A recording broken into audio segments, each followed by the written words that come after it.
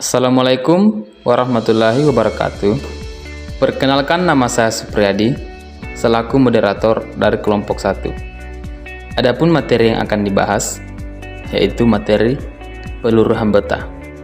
Langsung saja saya perkenalkan pemateri pertama yaitu Sulpina, pemateri kedua Pipin Lestari, pemateri ketiga Dewi, dan pemateri keempat Hermi. Dengan ini saya persilahkan. Peluruhan beta plus. Membahas mengenai peluruhan beta plus, muncul sebuah pertanyaan besar. Sebenarnya, apa sih yang dimaksud dengan peluruhan beta plus itu? Untuk membahas hal tersebut, kita akan mengkaji beberapa topik sekaitan dengan peluruhan beta plus, yaitu pertama, definisi peluruhan beta plus, kedua, skema peluruhan beta plus, ketiga, analisis peluruhan beta plus, dan keempat, syarat peluruhan beta plus itu bisa terjadi. Baik, saya Sulpina akan menjelaskan mengenai definisi peluruhan beta plus. Peluruhan beta plus merupakan peluruhan beta yang hampir sama dengan peluruhan beta negatif atau minus. Perbedaannya hanya terletak pada muatan beta yang dihasilkan. Jika peluruhan beta negatif atau minus memancarkan beta negatif atau minus, maka peluruhan beta plus akan memancarkan beta positif atau plus. Skema peluruhan beta plus. Seperti apakah skema peluruhan beta plus itu? Yaitu proton berubah menjadi neutron ditambah dengan positron plus ditambah dengan neutrino yang dapat kita lihat pada persamaan 1, dan pada persamaan 2 yaitu X berubah atau meluru menjadi X aksen ditambah B plus ditambah V. Adapun B plus ini yaitu positron dan V ini yaitu anti neutrino yang dapat kita lihat pada persamaan kedua. Selanjutnya kita akan membahas mengenai analisis peluruhan beta plus. Mengkaji tentang analisis peluruhan beta plus akan muncul pertanyaan, bagaimana sih cara kita untuk dapat menganalisis peluruhan beta plus itu?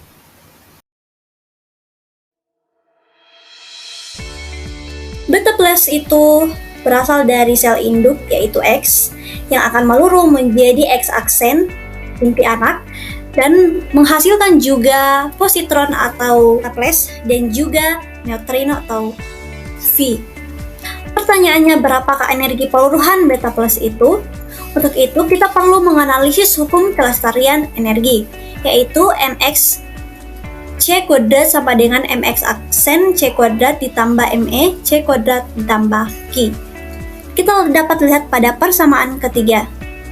Neutron memiliki massa yang sangat kecil dan diasumsikan nol, sehingga tidak memiliki massa diam tetapi memiliki energi kinetik. Sehingga energi peluruhan beta plus atau Q dalam massa inti adalah Q mx kurang mx aksen ditambah me c kuadrat. Hal ini kita dapat lihat pada persamaan keempat. Kelebihan energi Q ini bernilai positif dan muncul sebagai energi kinetik partikel-partikel peluruhan, yaitu di mana Q sama dengan mx aksen ditambah Ke plus ditambah Kv. Energi mengombinasikan persamaan 4 dan persamaan 5 sehingga kita dapat melihat Ke plus sama dengan Q kurang Kx aksen ditambah Kv, di mana Ke plus jika kita mengganti nilai Q-nya akan menjadi mx kurang mx aksen ditambah me c kuadrat dikurang kx aksen ditambah kv pada persamaan 6. Jika diasumsikan massa inti anak X aksen sangat lebih besar dibandingkan positron, sehingga mempunyai momentum partikel kecil yang menyebabkan energi kinetiknya kecil bahkan mendekati nol, maka Ke plus sama dengan mx dikurang mx aksen ditambah me c kurang kv. Dapat kita lihat pada persamaan ketujuh. Pada persamaan ke-7 menunjukkan energi kinetik positron kontinu sesuai dengan hasil pengamatan yang dapat kita lihat pada gambar di samping. Jika skenario peluruhan beta plus, induk yang dalam keadaan diam dan partikel positron dan neutron bergerak dengan energi kinetik masing-masing. Hal ini membuat energi peluruhan beta plus muncul sebagai energi kinetik partikel beta plus atau positron dan partikel neutron saja, di mana Ke plus ditambah Kv. Selanjutnya, kita akan membahas syarat dari peluruhan beta plus. Jadi, syarat terjadinya peluruhan beta plus itu adalah pada saat kelebihan energi Ki, di mana harus positif. Jadi, kita akan menuliskan massa inti ke dalam massa atom. Kenapa? Karena data yang kita punya itu adalah massa atom, bukan massa inti.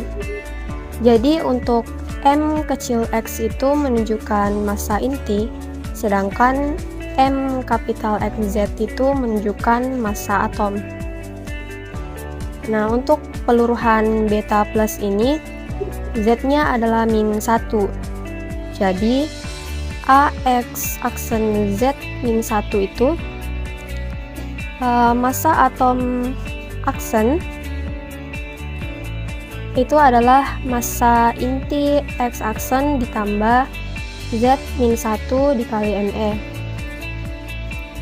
Nah, kenapa di sini AX aksen Z-1 itu karena proton meluru menjadi neutron, maka jumlah protonnya itu akan berkurang menjadi 1, jadinya itu Z-1. Maka kita akan mendapatkan syarat dari peluruhan beta plus itu adalah MXZ itu harus lebih besar dari MX aksen Z-1 ditambah 2 Me.